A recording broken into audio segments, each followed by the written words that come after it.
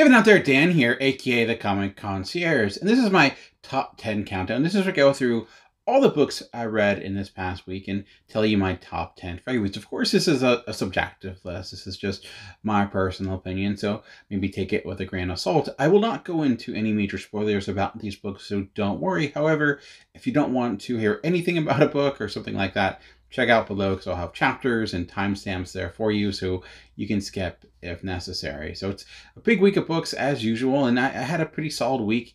I will say this up front because I know one of the biggest releases this week was Red Room #1 by Ed Piskor, and people may be wondering why that's not on my list. And it is on my list. It was on my list a few weeks ago when it was available digitally, at least for a brief moment in time.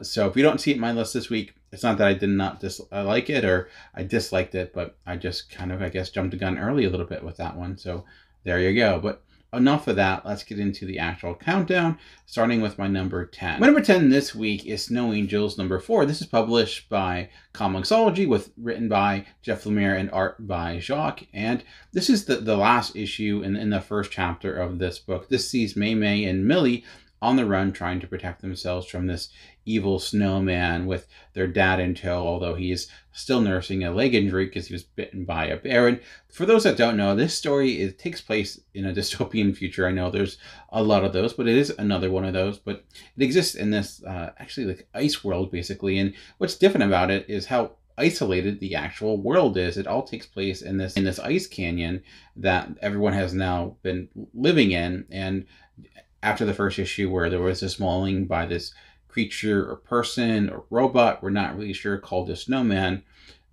Millie, Mei Mei, and their father have been on the run trying to find a way to get free. The issue is that there's really no place to run, and they're finding that out more and more because, again, they're limited on this one path. When they have attempted to go away, they ended up getting into an issue with a bear. So it is this tense situation where you basically have the Terminator following them that is killing them, trying to kill them, and really nowhere to turn. It's a very desolate situation.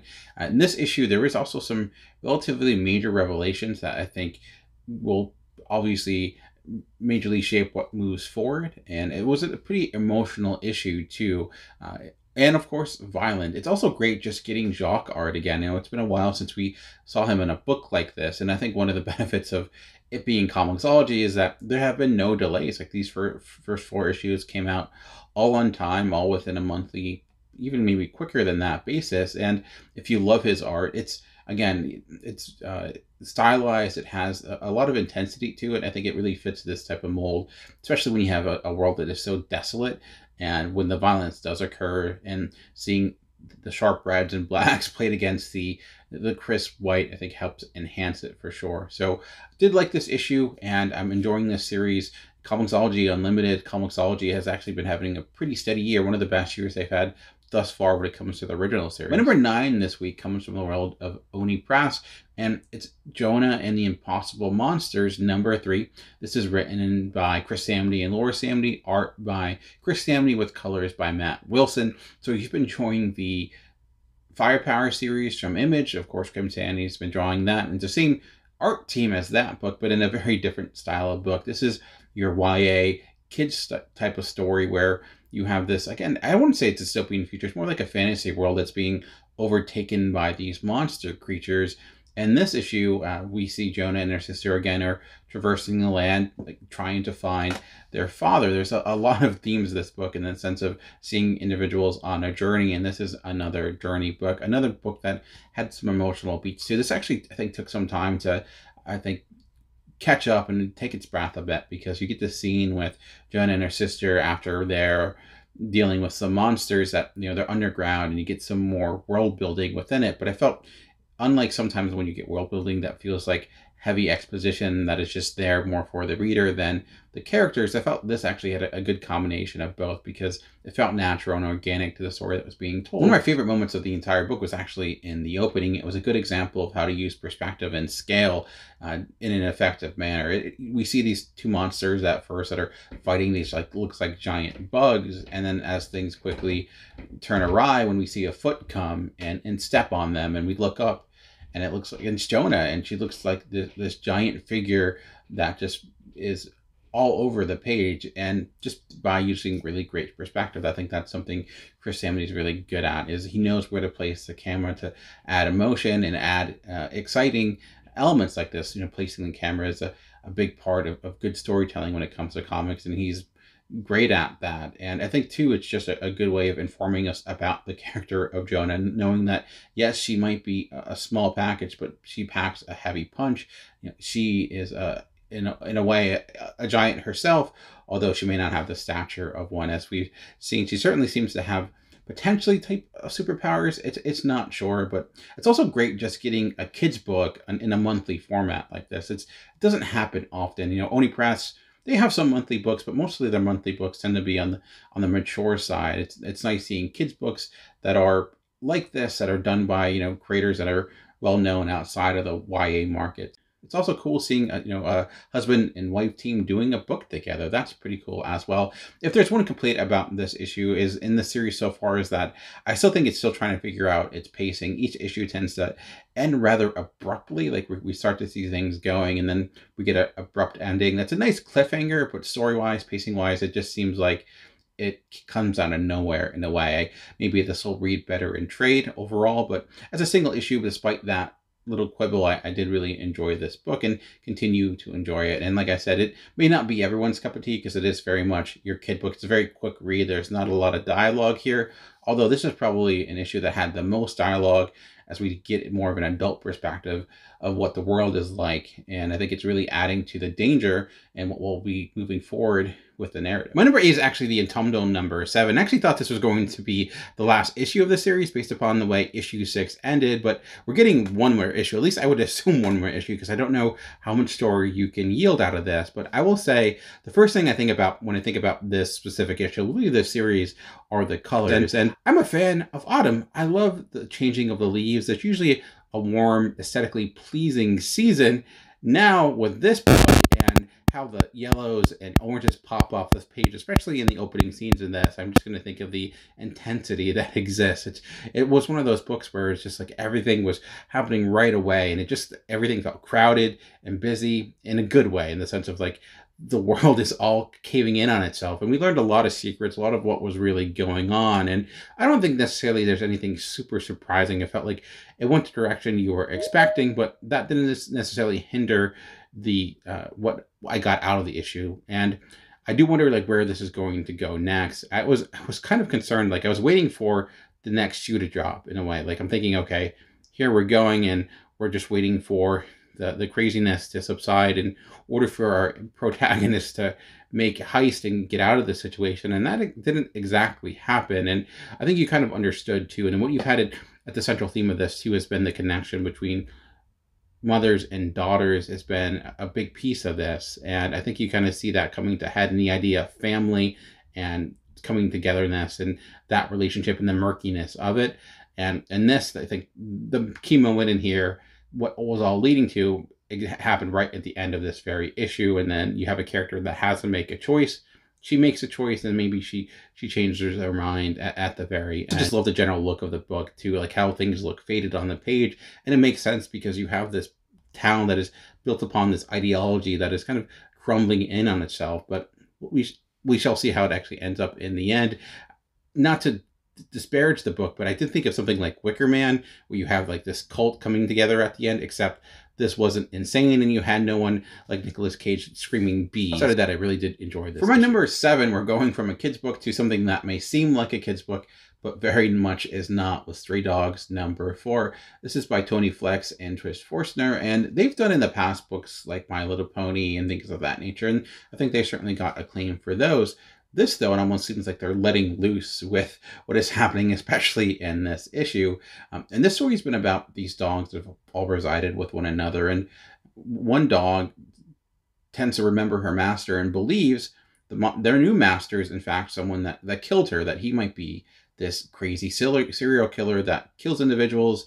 And part of his plan is then to take their dog, and now they're all residing together. The problem is with dogs, they have messed up memories, and they tend to, go to whoever feeds them, and they become a fan of them. It's interesting seeing like almost like canine Stockholm syndrome, and then seeing them try to remember what happened. And this issue answers pretty much any question you may have of who's good, who's bad, who's evil. And it's relatively twisted. Again, with this not being a kid's book, this issue definitely answers that question. And I love, though, that it never strives away from the animation style, in the sense of it never gets overtly gruesome or something like that, which I feel like could be, cliche or something almost nihilistic. This level of tact when they showcase violence, in the sense of they're not going to show you everything. They're going to leave some things up for interpretation. But when they do show you something, and it is against the wall or something of that nature, because of that tact, it has that greater of an impact. And the coloring here, the style, is all on point. And these characters, these dogs, are seeing a bit of a rift in them as well, because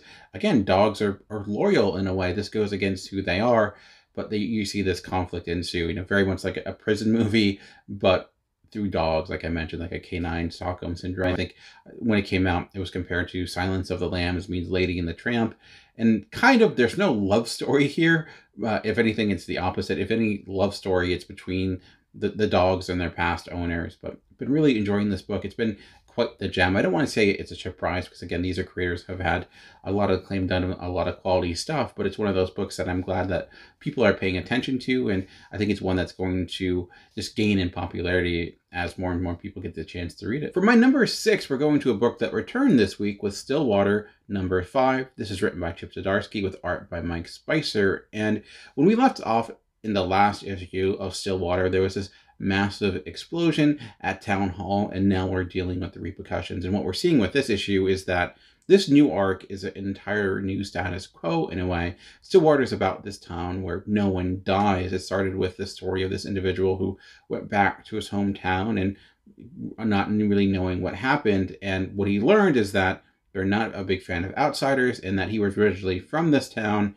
and was one of the few to escape and now has come back. And the overall characters of these towns has really expanded. It actually reminds me a lot of something like a Jason Aaron book, for example, something like Scalped, where you start through one perspective, you start through certain characters, and then it takes a step back to take time with other characters to really fill out this world. And now we're seeing that with this issue. This was by far the most intense issue, arguably the best issue of the series thus far. A piece of this issue that really stood out to me was how when we have a world in which everyone kind of comes back to life, that there's no death, that extreme violence in a way doesn't really impact any people. What they actually take offense to is when property is damaged. So it wasn't the fact that people were hurt in this explosion that people are upset, but the fact that it actually destroyed a part of their town. That's why they're mad. And I have a tendency to think that there's an element of commentary in that. I don't know for sure, but I definitely think, considering we've seen that debate a lot recently about property damage versus personal life and what it means, perhaps that was there on purpose, perhaps it wasn't. But I just thought on the other side of it, it was just a good way to showcase what these people value in a way, and how being immortal, being able to not die, how it changes your perspective, how it changes what you value. And it was just a way to, I think, take a concept and expand upon it in a way that's interesting and beyond just the general idea of everything. So I was a little worried about this series, honestly. Like, I was starting to kind of lose interest a bit. I feel like it needed something to kind of propel it forward. It was lacking that. And the last 2 issues, I think, or what this series was waiting for, because now we have this major threat, and you really have no idea, like, how can they get out of this? You have this, these Marines basically that are taking over this town. And now what are the repercussions? What was the answer? Before it was like this debate between, does the town let them know who they are? Do they reveal themselves from the public? But now that debate has intensified to an entirely new degree. So there's a good chance the second volume will be even better than the first volume. So if you're a person like me that was debating about kind of dropping this book or going elsewhere, maybe check out this issue, because I do think that this started this new arc in a really strong footing. For my number 5, we're going to the world of Marvel for Fantastic Four Life Story number 1. This is written by Mark Russell with art by Sean Izaakis. And this, of course, is a new installment to the Life Story series. Last year, we saw Spider-Man Life Story that saw Spider-Man start in the 60s and go to 70s, 80s. And with each installment, we see him age, kind of rewriting the origin of that character. That was written by Chip Zdarsky with art by Mark Bagley. And now we're getting a new installment of that with a new creative team, with a new team that they're focusing on, of course, this time, the Fantastic Four. And the one thing I think I really liked about this issue specifically was it took its time. Like that was something I was curious about, because you're covering basically a decade in time with 4 characters. Like how exactly do you make that work? You might want to, with Spider-Man, you have one character, you have one storyline really that you're focusing on. Here you have a lot to juggle, and to me this was just an exercise in patience, in the sense of really good pacing to help divvy out the story. We're trying to understand what exactly is happening. John F. Kennedy, who's in this book, reaches out to Reed Richards and tries to get him to help with their space program. In doing so, and then because of certain budget cuts and things like that, after being approved, Reed Richards, and with the help of Sue Storm and Ben Grimm and Johnny Storm, they kind of come together. Maybe unexpectedly, they're not necessarily people that are best friends. Ben Grimm is this kind of tangential character that comes into the fray, but then it makes what happens even more tragic, because he kind of just took a chance. He doesn't have that relationship with Reed beforehand, which I think we've seen in different versions of the Fantastic Four, where they were college friends, and then we see this tragedy happen. But now that is not the case. Ben Grimm's first interaction with Reed is this mission, and of course goes horribly. So it stayed with the general origin pretty well, but then expanded beyond that, and you saw the Fantastic Four becoming the Fantastic Four, at least in the public eye. But personally, maybe things are not as strong. Again, Ben Grimm dealing with the repercussions of becoming this monster, his fiance no longer loving him the way that she did, because he looks like this man, this monster, to quote one of the best single issues of comics of all time. And it, of course, then did interject some real life political moments, but not to a great degree. I honestly thought there would be more to that, but I think it does make sense, because you have a lot for this issue already, and I think the 60s comparisons have been done a lot. But you get things like Lyndon B. Johnson showing up, a single panel to help emphasize the John F. Kennedy assassination, which the iconic image of young John Kennedy kind of saluting his father, and that's all that was there. I think it was very economical in that, to utilize historical moments, their classic iconography or imagery, rather than kind of hammering home each and every bit. So kind of balancing both of those. That's what I think was most impressive about this, was how it was able to balance so much and give us all these characters and really meaningful moments, and then also the struggles with each. I would say really the 2 characters that probably shine the most are Ben and Reed. Johnny and Sue, I think, don't have as much at stake within this issue outside of that. So my hope is that with the upcoming issues that we'll get more into them and more into the dynamic between Reed and Sue. That's my guess, especially when we've seen them interact in the past life story issues. And with Spider-Man, I think they showed up there as well. But generally, though, considering everything that was done, I really enjoyed the tone of this. I really enjoyed the approach. If you did enjoy Spider-Man life story, I think you'll enjoy this. Even if you're not a huge Fantastic Four fan, I think you might enjoy it, because my Fantastic Four fandom is not gigantic. I've read some Fantastic Four. I enjoy them here and there, but it's not a team that I am over the moon about. But I just thought the approach here, the craftsmanship, is what really sold me. My number 4 this week comes from the world of Aftershock Comics with Undone by Blood, The Other Side of Eden, number 3. And this is a continuation of the Undone by Blood series that came out last year, but changing the overall characters in it, but continuing with a similar premise.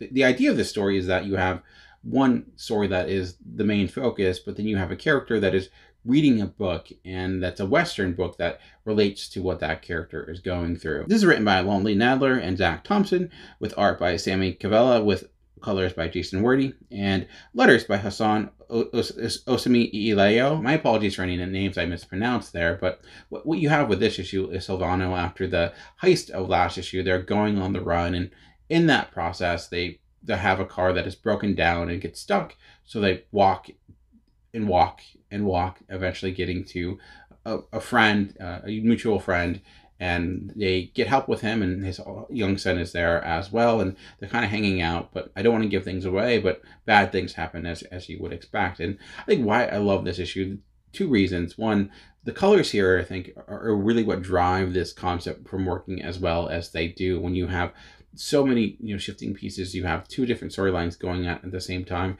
it can be easy to get convoluted. But I think the colors do a good job of really setting the stage, especially in this. You have kind of 2 desert locations, and kind of getting that desolate feel when they're in the chase and they're being kind of overcome with this sandstorm. To me, coloring in that was ideal to kind of make that moment work, to make it as effective as it is. What I really love though is the little details in this book to kind of really to sell the concept. For example, he's reading the book and something is dropped on the book, like an egg is dropped on the book, and then in the next page when we flash back to the Western story, you see how that actual egg and impacts the art on the page a little bit. The page looks stained, and the lettering itself, how the lettering has a design to kind of look like old text. So it looks like you are reading the book along with him. So in its stylized lettering, I think is dangerous to do, especially when you have this bunch of it, because sometimes it can hinder the reading experience rather than help it. But it just has the right text, the right color choice, so you kind of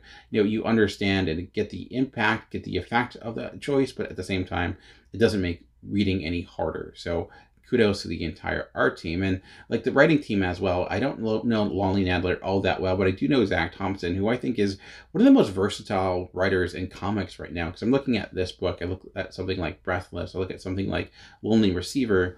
I think one thing is really certain about the way he approaches comics, he's even written stuff for the big two with Marvel, is that he takes a lot of chances and seems not to settle on one idea or one concept. There's a lot of agility in the way he writes, in the sense of, like, sometimes there are those writers where, like a Bendis, for example, even like a Jeff Lemire, when I'm reading that book and it feels like their story, there's certain elements that reminds me of them. There's a certain artistry. There are tours in that way, where I think Zach Thompson, his voice is not as pronounced, but not necessarily in a bad way, in the sense of like he's able to adjust it for the story that's being told. Like, this is very different than something like I Breathe the Body or Lonely Receiver or other books he's worked on. And to me, that's makes me really excited anytime his name's on a book. It's one that I go to because I feel like I'm going to see something that is taking chances, is trying to do things, and getting creative teams like this that are able to pick up and do those chances successfully, and with the little details that all buy into the idea, they all working together. Of course, it's not just him, and making this idea really worth it. And I do think this is one of the bigger unsung series. The last series was even more underrated than this. I think people even lost it. And like I said, one of the biggest benefits of this series is, even if you've not read the first volume, these are all new characters. This is all new setting. Really, the only thing that's the same is the concept. So you can pick it up and read it and enjoy it. And I would highly advise that you do so. For my number 3, we're going back to Marvel for the Immortal Hulk Time of Monsters #1. And I've been really enjoying these different one-shots they have been doing in the Immortal Hulk universe. Actually, I think almost enjoying them more than the main series. And what's been really good about them is the fact that you can actually read them without reading any of the past Immortal Hulk stories. And when the Immortal Hulk first started, one thing I loved about it was its episodic nature, how you got a complete story with each and every issue. That's kind of changed in the last arcs or so. But this, I think, is bringing back that style in a big way with different writers and different creative teams. This issue is written by Al Ewing and Alex Packendale, with art by Juan Ferreira. Also, we have a backup story with David Vaughn and Kevin Nolan. What I really liked about this was both issues, the back matter story as well as the main story, were really good. Very different. I don't think they have much in common narratively, but the back matter story was Hulk having this basically fever dream in this movie theater. It looked fantastic. But this doesn't deal with Bruce Banner at all. This is a completely new set of characters dealing with a more ancient times, almost biblical era. Reminds me a lot of the biblical story of Abraham and Isaac, how Abraham was told by God to kill his son, and he goes through the motions of potentially doing that, but then God showing him a sign at the very end saying, no, you don't need to do that. He was just testing his faith and going from there. This is basically taking that idea and saying, what if everything he went through it? What if the person that Abraham was someone else that was a little bit more nihilistic in his approach to the people in his tribe? And that's what happens here. An individual is basically sacrificed, and that sacrifice leads him to become this Hulk-like creature. And what starts as kind of a celebration for this town, for this village, turns into something much more brutal, much more violent. And to me, looking at the story, Juan Ferreira's art, oh my goodness, it is great. The art, the coloring is gorgeous. The one word that kind of seeps into my mind when I look at his art is actually cinematic. Like, he has a way of telling stories that really flush out the page. His page designs are always unique. You have this great page spread, for example, where he's able to kind of really follow your eye in interesting ways, and as well as having great inserts and shot design that is very different than your typical comic. He's always doing something new, something original. His character designs are brutal at times. There's a lot of violence in this issue. Definitely, I think a book that would not be approved by the Comics Code if that was still a thing. But that violence also had a level of beauty to it in a way, and I thought the story too kind of got at what people will become in the acts of desperation.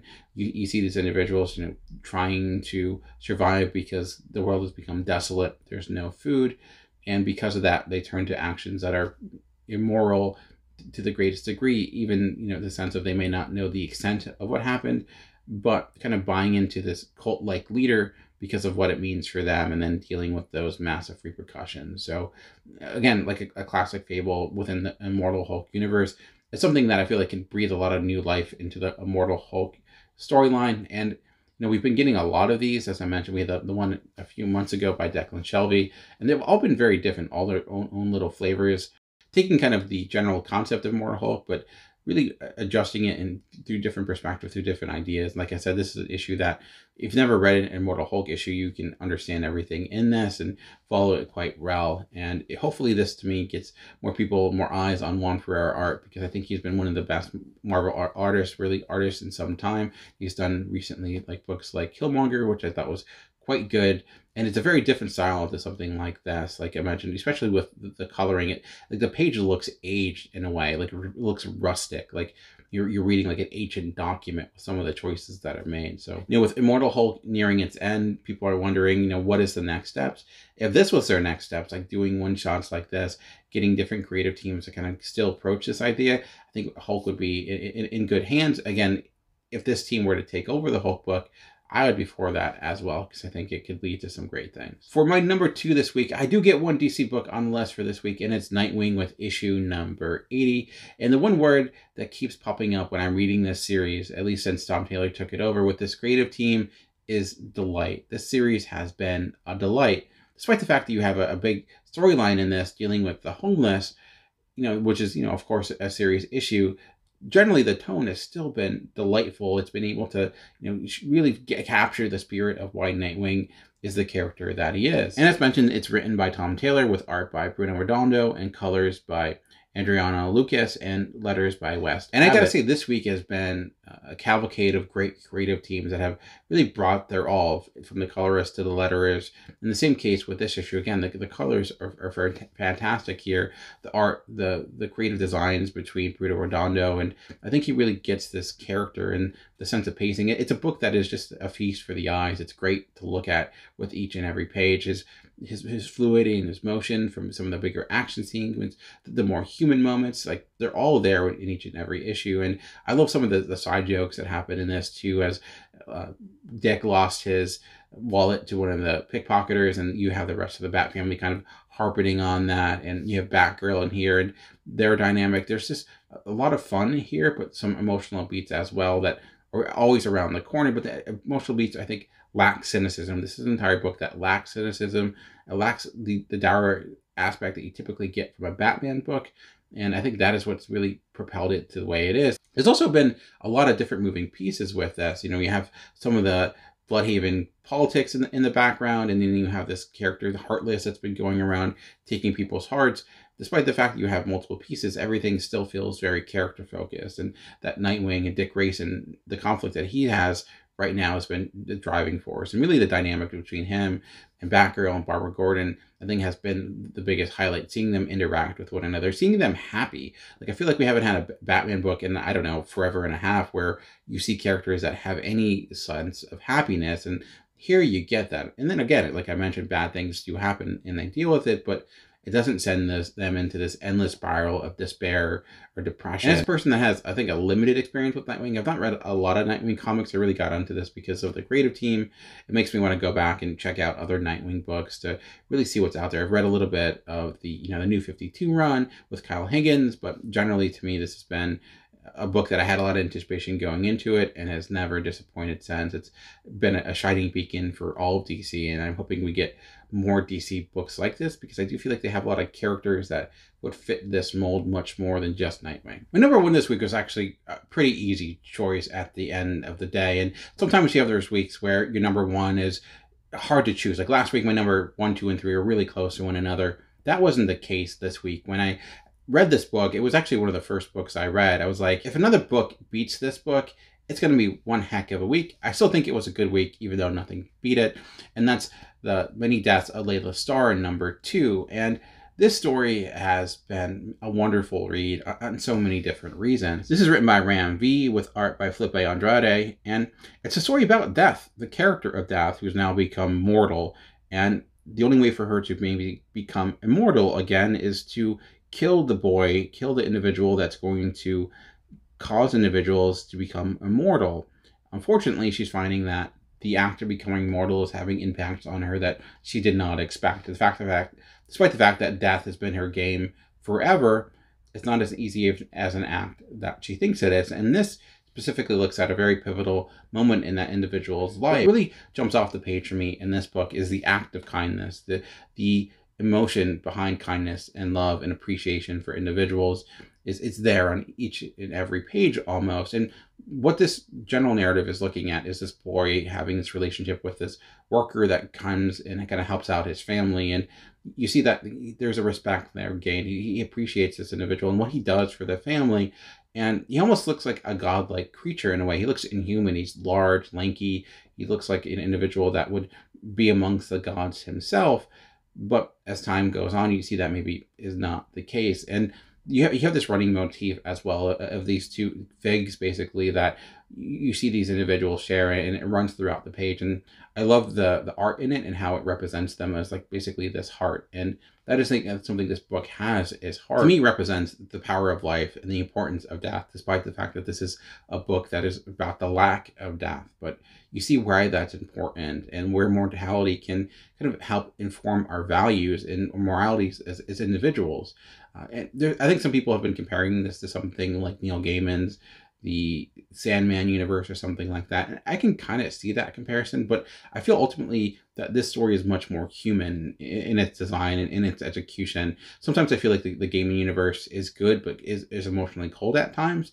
This, I don't get the feeling. Of course, that's not universal for all the stories, but to me, the human element is the most important part of this story, not the godlike piece. And the art here is always very good. I love how it opens up and you get basically, it's almost like a 12-page grid of Death and this crow kind of having this conversation, very quick pace. But as the story goes on, you get a lot of vertical grids, a lot of wide shots, I think, to represent this world. And you see these funerals and you see the perspective of this child as Death is informing of who he is, like your understanding of why would this individual drive to get people to become immortal. And you're seeing he has this caring emotional center.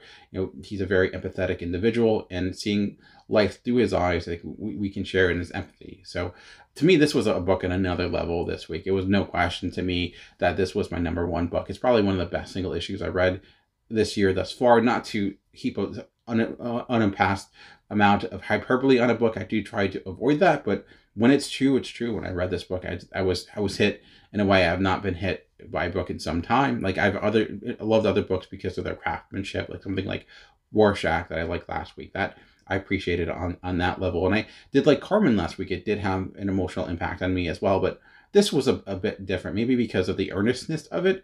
That's why I liked it, but it was a great read, and one I would advise checking out, with the series only being 2 issues thus far. Something that you can easily pick up and enjoy. And I hope more people do read this book, because I think comics are better when we get books like this. So anyways, those are my picks for this week. I appreciate you taking the time to check out my thoughts. Let me know what your favorite books were in the comment section below. But just remember that comics are for everyone. The key is finding the right one. Until next time, keep reading.